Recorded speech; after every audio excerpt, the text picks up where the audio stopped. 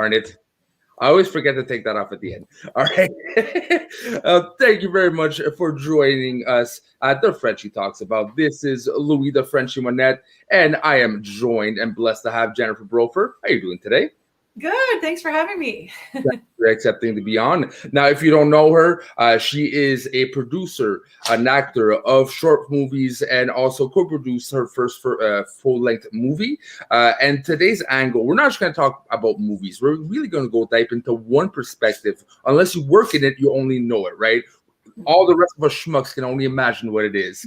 That is how to make a movie. What's the process of making that movie, and also the emotional journey someone goes through, because it's got to be a lot of pressure. Let's start with your first experience, your first short producing, let's say, a short movie. What was your mindset, and what was your expectations versus reality? Mm-hmm. My very first short film that I produced was when I had just moved to Los Angeles in 2014, and I didn't know anybody. And I really wanted to make a short film just to kind of, get started.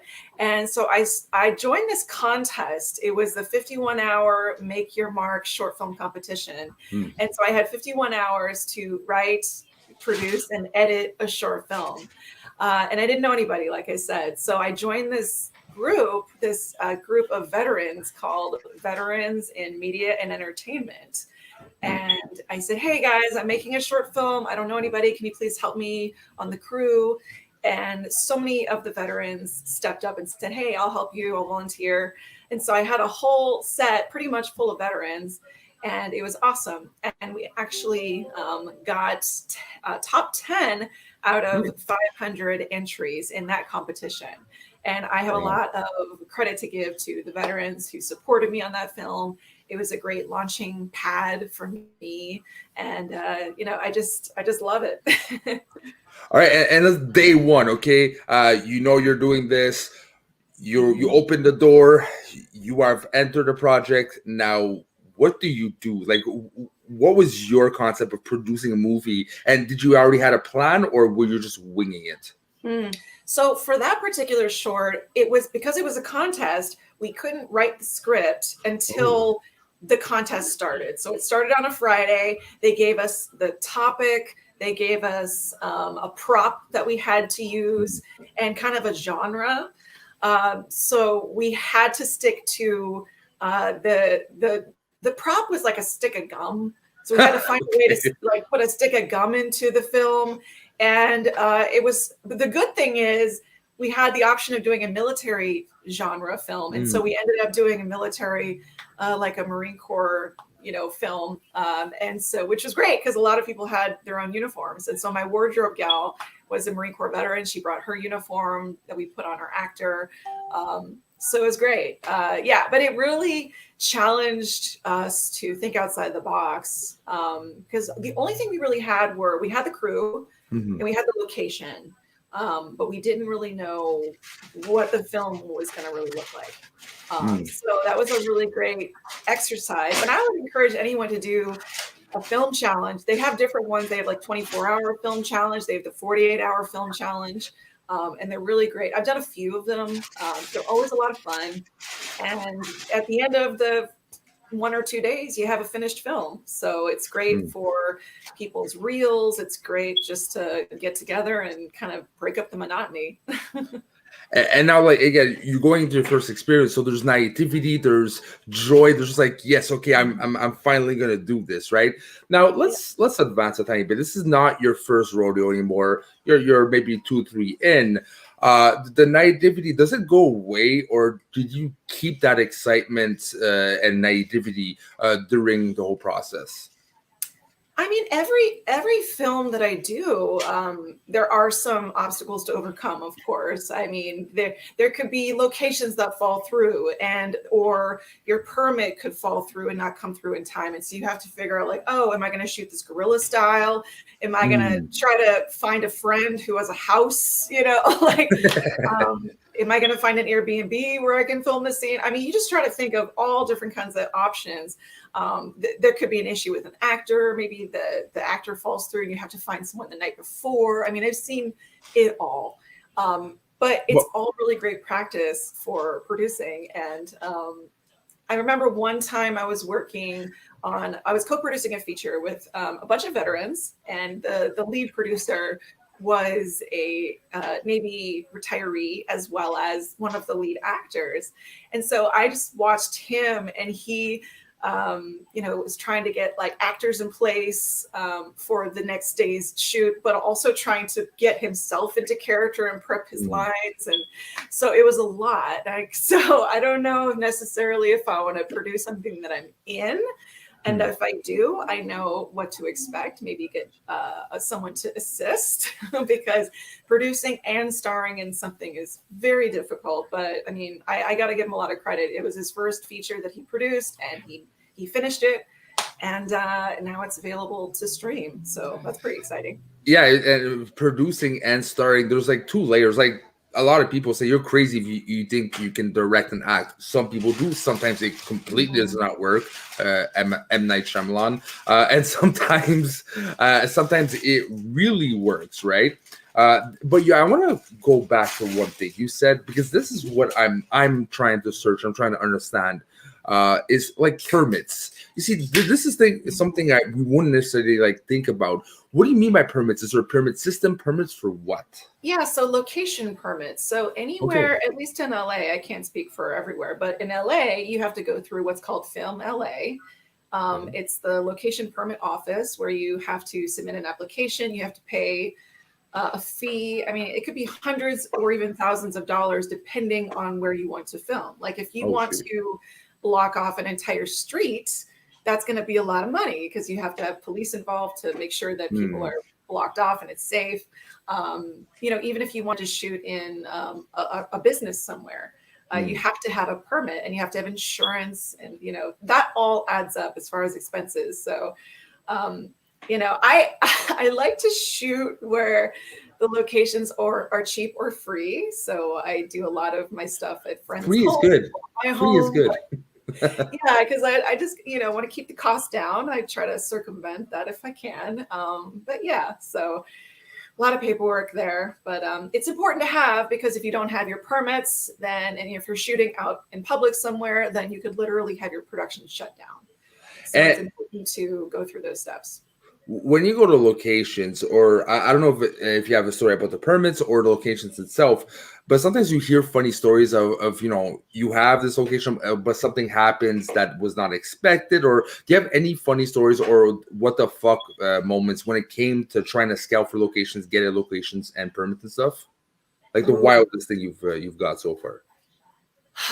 Oh my gosh, there are so many. Yeah, so there was a short film that I helped produce last year, and we were looking for kind of a historic location because it was a historic biopic based on a real person. So we wanted it to be, the location to look really real. And a lot of the locations, I mean, we were entering the pandemic at that point. Like it was February or January, February timeframe when we were looking at these locations, and things weren't shut down yet. But yeah, it was really expensive, and a lot of places were too expensive for us. We ended up finding the perfect spot at the Masonic Lodge in Culver City. Really, really cool historic building. If you ever get a chance to go and tour, you should. But it ended up being the perfect location. It took months to find that location. And I got to give a lot of credit to location scouts, because I don't know if I could do it. I mean, producing is one thing, but trying to find locations is a whole ball of wax. Okay, so you don't you don't scout per se. You have people that do it for you and give you reports. Is that correct? I mean, if you have a location scout, they do all that. But we didn't have a location scout. So the producers did it. So we went to locations, we looked, we took pictures, and we're bargaining and trying to negotiate the location fee. And some places were just way out of our budget. And they would have been perfect, but we can only afford what we can afford. So we ended up settling on, not settling, but we found the Masonic Lodge, what ended up being the perfect gem of a location for us. It was perfect. It was historic. and had the perfect amount of space for all of the extras that we needed. We had like 30 plus extras. And this was pre like pandemic. So yeah. Yay for that. Yeah, Just only 30 imagine. extras. But I'm curious. I'm sure it's different for different scouting people or for producers. But what makes you go, I got the right one, right? Because for some people, it's like, yeah, a place is a place. So who cares? Like, it's got a wall. It looks old, cool. But I'm sure there's other people like you would have the same criteria but 5 places, and you would nitpick little things. So how do you know you got the right place? Honestly, it's a gut feeling. It's you know, you do camera, you could do a camera test and see just kind of how the light plays on you with the available lights there. The price point, obviously, if the price is right, if it's got enough space, if it's got parking for everyone, then it's kind of the magic, the golden ticket there. All those things put together. Because heaven forbid you have the perfect location, but there's no parking for anyone. So it's like, if it's not one thing, it's another. So for this particular location, it was the perfect location. However, parking was like a little crazy, but we ended up making it work with like street parking and like, hey, go park in the grocery store down the street, and like hope for the best. It's not ideal, but hey, it worked for us. You roll with the ball. You got to work what's given to you and what is available, right? And sometimes you just got to gorilla it. And I'm curious, like, how do you choose your projects? Because I see a lot of shorts, and you say you co-produce, but is this something that like it comes to you? Do you have to go for it? And when you do, what are you looking for generally to really make your selection? It's a combination of things. Sometimes the friends reach out to me and they say, hey, I have a script. I think it's really great. I want to bring you on in some capacity. For this short film we did last year, my very talented friend Amy Walker, she wrote this script that she ended up starring in as well. It was a biopic about suffragist Inez Milholland, who fought for the right to vote. And it was about her giving her final speech. So that's why we needed that particular location. But the reason why I wanted to join the project was because the script really spoke to me. It was about a really important person who I'd never heard about until I read the script. And I think, hey, like people should know about this person. So it just really spoke to me. And with it being an election year last year, we really wanted to we thought it'd be really relevant for the election coming up at the time. And, we really wanted to galvanize people and get them out to vote. So you said, hey, we fought for the right to vote. Let's use that right. So that's why I wanted to do that film. So that's your emotional context. So when something triggers, something gives you a certain feeling, and you probably keep thinking about it. You finished it, but it keeps popping into your head. Is that when you know for sure you have to go after it, or sometimes it's to take longer and longer before you reach a decision? Yeah, if it's something that I can't stop thinking about, like there's another project that has been I've been working on very slowly for a couple years now. And it's just one of those passion projects. Like, I've got to tell this story. Like, people need to know this story. And the projects I tend to lean toward are the ones that are based on a true story, or if they're like a really heartfelt drama and they make you feel feelings. I just love, tapping into those emotions. But yeah, so the one that I just mentioned before with Amy Walker, that one is called Into Light. And you should check it out. They're on Instagram at Into Light Film, and there's a trailer you can watch. It's kind of making the festival rounds now. And it's a really great, powerful short film. So everyone should check it out if they can. Into the Light, right? It's called Into Light. Into Light. And if people want to watch it right now, what's your handle on Instagram? Oh, my personal handle is at Jennifer Brofer, and the film's handle on Instagram is at Into Light Film. And you can check out all the behind the scenes pictures and trailers and everything. All right. And also, I'm curious, I'm sure when you read a script, you go over it, you keep thinking about it, it gives you feelings. But is there a script in particular, a project in particular that once you read it, yeah, it was good.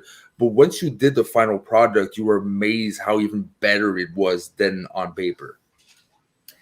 I mean, honestly, Into Light, Okay, all because right. when I read the script, I thought, oh, this is great. I really like the story. And when I watched the finished film, which was a short, Mm. it was like 10 minutes. I actually cried. I was like, oh man, this is really touching. You know, people should see this.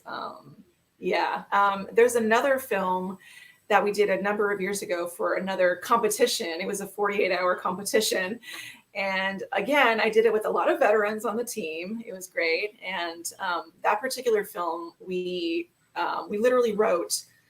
They gave us the parameters on a Friday night. My screenwriter wrote a script in a couple hours, and we filmed it the next day, and then we edited it and had it filmed by and finished by Sunday. So Mm. it was 48 hours finished film. And that one turned out to be pretty powerful as well. That was one that I was in as well.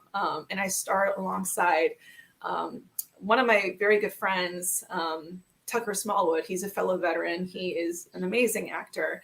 And also my best friend, Alex Brown. He was in the film with me as well, and some other really talented actors. And when we watched that film, it was very short. It was maybe 4 or 5 minutes. I got a little tear in my eye after watching that too, because it was also military themed, and stories about the military, you know, kind of touched my heart. I've, you know, ties, of course, to military community. I'm still very connected to the military community, even after being out of the Marine Corps for 8 years now. So, yeah, I do my best to share those stories when I can. And you know, it's funny. We'll go back to the main subject, but I'm just curious because I know a couple of people who are veterans and they have a hard time watching war movies. You're able to do war-oriented or soldier-oriented movies. Are you able to watch war movies or war-oriented movies? That one's tough. I can. It just takes a bit for me to get there. So I did watch, you know, 1917. I watched Mm. Dunkirk. I watched American Sniper. You know, it's I don't watch every war movie just because, like, I never saw Hurt Locker. You know, because like I don't want to see explosion. Like I don't like explosions. You know, Mm. so I tend to shy away from those. But I mean, certain films, you know, I feel like I kind of have to watch. So I'll make sure that I'm like in the right headspace, and then I'll watch them with a friend. Is it the same thing for producing a war-oriented movie? Do you have to be a certain headspace, or it's a different feeling because you're reproducing it and not following a story? um, it's a little easier to produce it, I think, than just watching something I had no involvement in. Mm. Because I have, you know, of course, my hands in the creative aspect. I know what's coming. Mm. But yeah, this particular film that I'm working on has got a military tie, and it's historical in nature. Mm. So there's going to be, you know, some violence, but I mean, Yeah. I'm going to be able to read the script, and you know, I'll know what's coming, and I can read the call sheet, so I'll be Mm. mentally prepared for that day's filming. But yeah, just watching a film, like a war film for the first time, I'm like, what's happening? Yeah. It's rough. Uh, Now, I'm curious, is there a part of your job, something you do on a daily basis for every movie that most people would have never even imagined you would do as a producer? Something that people would never imagine that I do as a Like, producer. yeah, a role or certain thing you have to do for movies, and people, unless you do it, you wouldn't really guess you would have to do that role, that thing. Um, that's a good question. I don't know how to answer that, to be honest. There's just so much that goes along with producing. I mean, there's finding, they do everything. The producer find, you know, takes an idea from fruition, you know, from the Mm. idea to fruition. Mm. So finding the script, finding the director, making edits to, you know, giving feedback on the script, getting the cast and crew ready. I mean, it's just so much work. And I've worked with really talented producers as well. And I've just been able to observe and learn from them. And, you know, I learn from their successes and their failures. And of course, I've made my own mistakes, and I'm learning from those as well. Like, I'm Mm. still learning. I'm not a perfect producer, but I think the important thing is just maintaining those relationships, networking is huge. I mean, most of the things I've been able to accomplish have been with the support of people who I was able to meet in this, in this amazing town. And in that veterans group I mentioned, Veterans in Media and Entertainment, I definitely would not be where I am without their support. They give a lot of free seminars and classes and, teach how to do producing and acting. And, you can always collaborate with other artists. And so that's something I've been trying to do, especially in the pandemic, which, kind of shut down the industry a little bit. It's picking back up. But one thing is collaborating and making your own content. So if that means, making a short film with one or two people, making a music video, whatever it is, just keep creating. Everyone has video, like everyone has cams, everyone has their cell phones at the minimum, right? So it is accessible to anyone. You're not going around with the old school like war tanks on your shoulder, right? Anyone can do it. You have imagination, you have the will to just express what you're feeling in art form or a message you want to transpire in art film. You just need the will in 2021, right? Right. And I will add on to that I want to give a shout out to my friend Chris Haas, because he not only made a film last year completely on Zoom, he made a feature film on Zoom, and it's a really, really great film. What's the name of it? It's called Temporary Like a Virus. And I had nothing to do with it. I'm not even in it or anything. I think it's a wonderful example of, if you want to make it happen, you will make it happen. If you don't want it to happen, you'll make excuses. So if you really want to make something happen, overcome those obstacles and make it happen. Make a movie on Zoom if you have to. Make a film on your cell phone. Everyone has a phone now. So it usually shoots pretty good video. So, just get out there and make it happen. Just avoid it gets out of hand. The only thing we would ask you people to do is not to make a film out of TikTok, because after a while, just limit your things. Okay, there's only so much you can advance social media. Please no TikTok movies. But now, I am curious. You did say like finding a director. That's one thing. Like that's one thing I always imagine probably more my role would be in a director's chair and understanding characters, directing a bit what you see on screen. But it's got to be interesting when you're trying to scout for a director, because film is so subjective, right? The way you want to present, you can just have the same scene directed by 4 different people, and it's gonna feel like 4 different movies, right? And it all could be good in its own way. So how do you decipher all that? Well, I think it's just understanding a director's body of work and seeing that it's aligned with your vision as a producer, because once you get that director, then, that's their vision. They get to translate however they want the script to look on screen. And of course we can give feedback, but we hire the director, so it's really their show now. So you got to make sure that the director that you get is, aligned with your vision. So if you're going to do like a romantic comedy, maybe don't hire Michael Bay, unless you want explosions in your romantic comedy. You never know.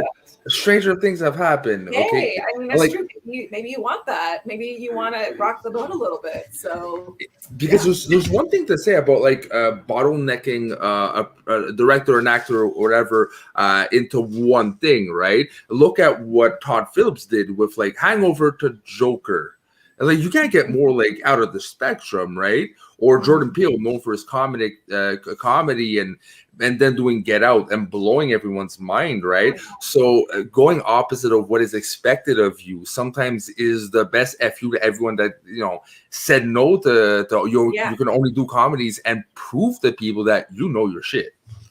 No, I agree. And I think it's important, especially as an artist, no matter what kind of artist you are, to diversify your portfolio. So if you are used to doing comedy, maybe try drama. Look at Jim Carrey when he did Eternal Sunshine of the Spotless Mind. He blew my mind. Oh, that's a hell of a movie. I didn't even know he could do that. So it's really inspiring. So, if someone's caught in a niche, try to get out of that niche a little bit. I don't know, ascribe to a niche per se myself. I tend to do more drama, but I'm also really open to doing comedy. So it just depends on what the script looks like, and if it inspires me and makes me laugh or makes me cry, then I'm open to it. Now, you like you said, things are based on real people, more of a grounded aspect to it. That being said, you can't get more grounded than documentaries, right? So would you ever consider, how would even producing a documentary be like?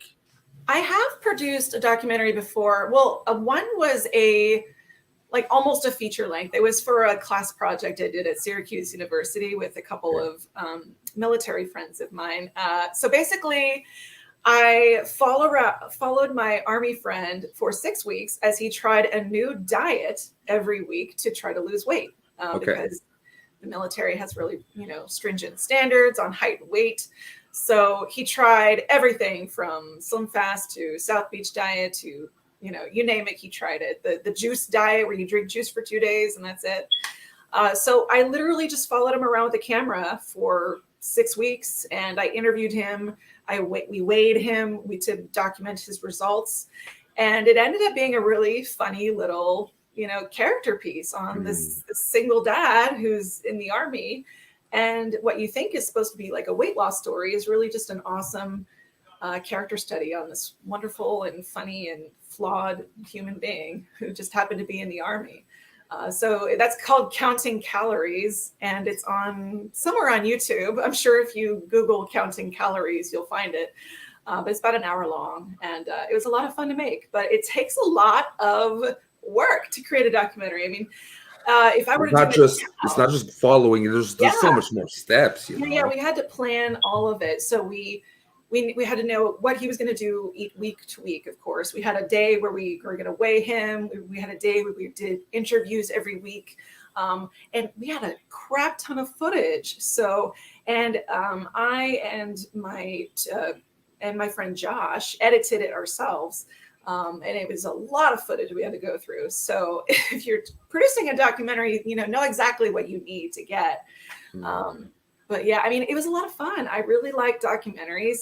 I'm actually going to be helping on a mini documentary next week. Actually, there's a military-related historic event coming up that I am privileged to help cover as a second camera person. So I'm excited to do that. But yeah, there's just something really, really, really cool about just sharing a story, And that's why I'm curious, because documentaries, there's some really lighthearted ones to some really heavy ones. So let's say there's this opportunity to work on a documentary about war criminals that escaped to the U.S., let's say, right? And they left a trail of horror. Would you be able, or is it something that you'd be interested in approaching? And I'm pretty sure it's different than just following your friend doing a diet, right? What would be the approach for that kind of very big scale or very somber, research heavy type of documentary? Yeah, well, I mean, depending on the scale of the project, of course, the more support you have with research is important. It helps to have teams. Okay. I mean, if you have a team of people that can go out and shoot this, a really good field producer is important. Someone who can ask the right questions, which is what I usually do, because when I was in the military, I was a journalist. And so I was used to asking people questions. And I think that's why I started out doing documentaries, was because I was doing my own video packages for internal and external release, covering stories on our Marines and sailors who were deployed and stateside doing training. So there's just something I love about just, getting the heart of the story from a real person on the ground. But yeah, the bigger scale, the more support you have, the better. Because when I was in the Marines, I used to do everything by myself. I was a one-man band. So I wrote, produced, edited everything. Now, I mean, of course, you can have a crew and hopefully make it easier. Now, you said something, finding the heart of something, right? Which is the purpose of any filmmaker, documentary, or filmmaking in general. But especially when you're doing a documentary and you're asking the right questions, you're doing the right research, do you know you found the heart, or you kind of just see it when it's all unraveled together in editing? When I'm interviewing someone and I hear, I listen for sound bites. As a journalist, I hear sound bites. So quotes, and when I hear a sound bite that just speaks to me, I'm like, oh, that's something, I'm using that. All right. It's just kind of a gut feeling. But also, yes, when you're in the editing room, you might find something that you missed that you don't remember someone saying. And that, of course, is like, it's like a puzzle piece. You put everything together in post and it's a beautiful puzzle. That's something I love about the editing process too, is it's just putting together an amazing little puzzle. When I was actually just a few weeks ago, I was doing a project where I was editing an improv sketch. And I don't know if you know anything about improv, but there's no pre-written lines. It's all improvised. Yeah. So I was improvising with my very talented friend, Mike Perkins, and we were just kind of riffing off each other.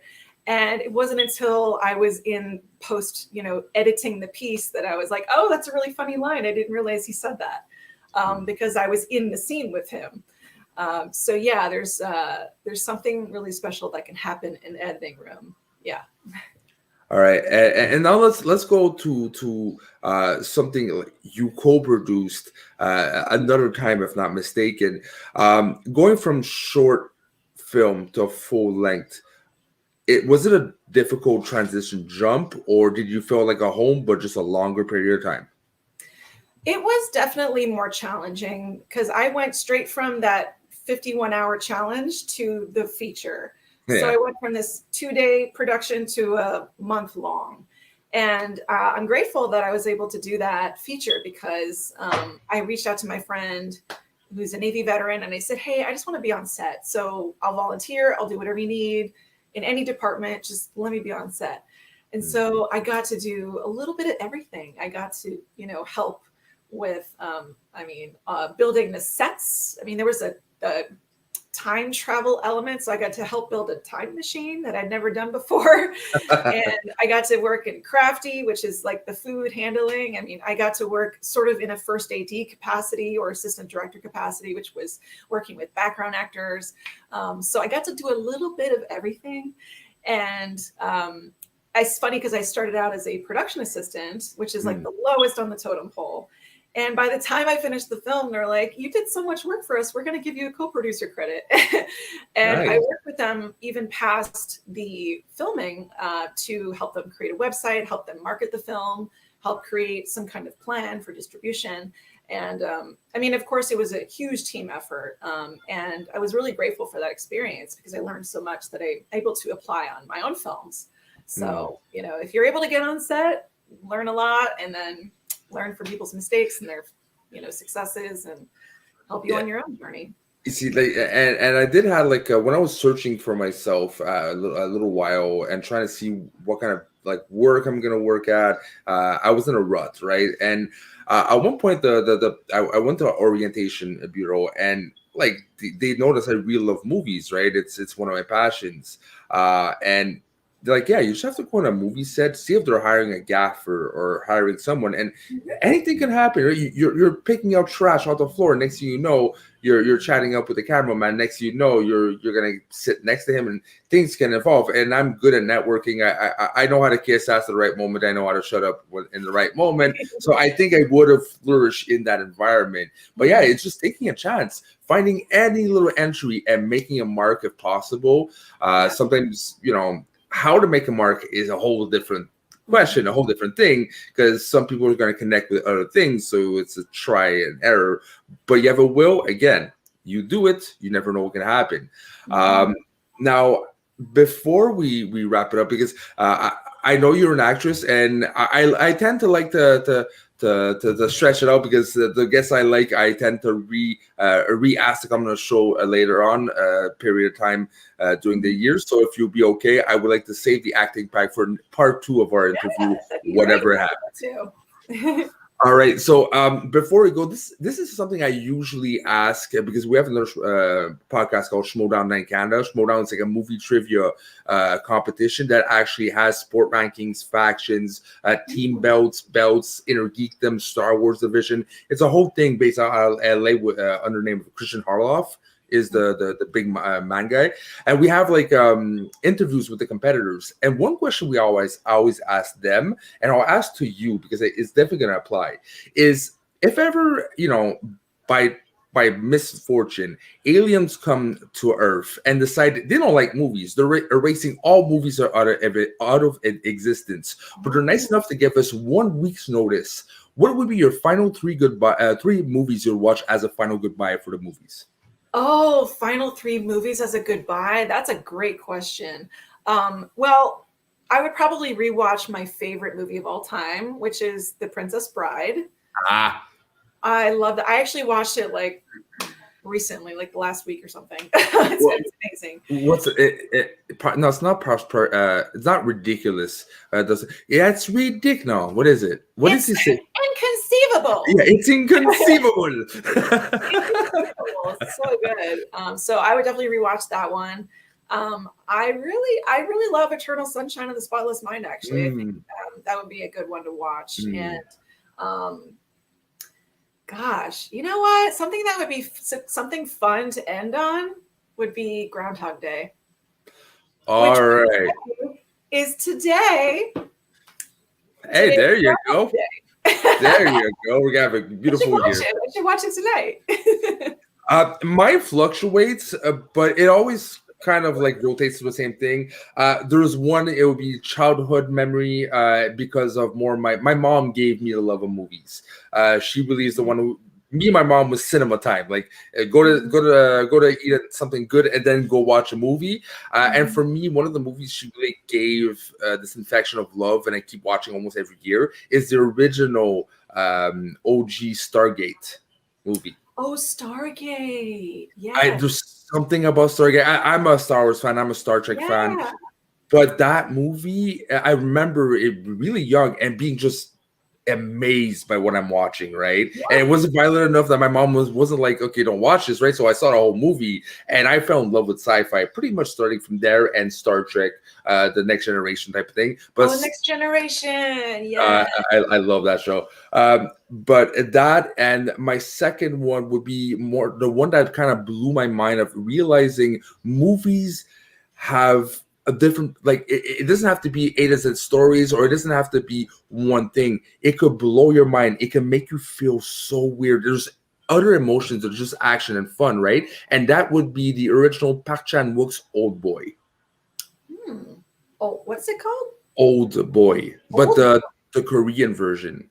I have not seen that. It's probably one of the most, for me, the ending gave me such a mind blown that I had to rethink everything I knew of movies. I had to kind of like reassess, like, what did just happen? Like, why am I feeling this way? It's the same feeling gave me a bit of something wrong, like Requiem for a Dream. Yeah. There's something so dark and so, you know, you live experience that's not joyful, but you have to watch it. Same thing for Park Chan-wook's Old Boy. It's a story of this man, a drunken man, a man that doesn't give a crap.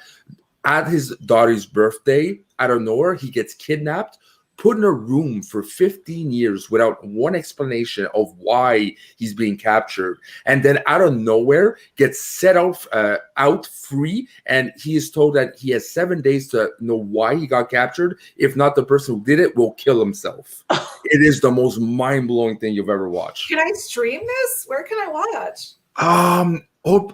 I don't know where you can find it streaming. I have a copy in my house. I think you're a bit too far for me to bring it to you. But we'll talk after. It's definitely findable. I can arrange something for you. But oh boy, like, there's an American version with Spike Lee, and it really, please don't, just please. No, the ending's completely different. The whole story unraveling into the original Old Boy is actually based out of a Chinese manga, I think. It's not even Japanese. It's another part of Asia manga, and no one knows of it. And he did his own spin, and it's a masterpiece. Okay. And then another one, just to feel my youth and be like, that kid that destroyed the VHS way too many times, would be Lion King. Lion King, Hakuna Matata. It's a wonderful phrase. Love it. Definitely, Lion King. I would have to finish with that, man. It's the last thing I'm gonna watch, I have to like feel like a 5-year-old kid, man. Yeah, that's a good one. No, I would definitely end on Princess Bride. If I had to order them, I would do like that one last, because that just brings me back to my childhood. It makes me feel good, and I'd be like, okay, they can bring me now. They can end movies. I would probably watch Stargate to have the amazement. Oh boy, just have my mind blown. But I need something light because I couldn't watch two back-to-back depressing movies either. Yeah. Not depressing, but mind-blowingly what the fuck happened. And it's funny, you watch that movie, by the way, the best fight scene ever. It's the most simplest. If someone who's in movies, I think you might appreciate how simple but effective a particular fight scene is. Always got to say it's one camera going from left to right on a side view, and it's probably the most original fight scene I've ever seen in my life. And it's only him and a hammer. He's not a stunt guy. He doesn't do backflips. It's just him bashing the shit out at what he can with one hammer and getting stabbed in the back and just hitting the guy with a hammer and hitting another. It's brilliant. Yeah. I'll send you the trailer. I'll send you the trailer after. I'm a preacher for that movie, and Quentin Tarantino actually brought it to the U.S. because he loved it so much. Oh, okay. All right. You've opened my eyes, Frenchie. And you've opened mine. Thank you very much for opening a bit the doors of what a producer does. I truly appreciate it. All right. So again, if people want to find you, where can they find you, Jennifer? I'm on Instagram at Jennifer Brofer, and my website is jenniferbrofer.net. All right. And you can find me on Schmoes of the North YouTube. Again, if our name Schmoes is not a coincidence, we cover Schmo Down. We have Northern Consultations, interviews with our competitors. We also have Schmo Down in Canada, which is almost a TSN after match commentary on what happens. And we also have the Frenchie Talks About. We're having a comic book show coming soon. And yesterday, if you missed it, what you doing? Go watch Snark's Midlife Crisis. He's discovering for the first time what the hell is happening with anime. What's the crave, right? So hear his thoughts, see if he actually enjoyed anime or not. All right, so don't forget to subscribe, like, and hell, why not? Notifications. Till next time, bonsoir.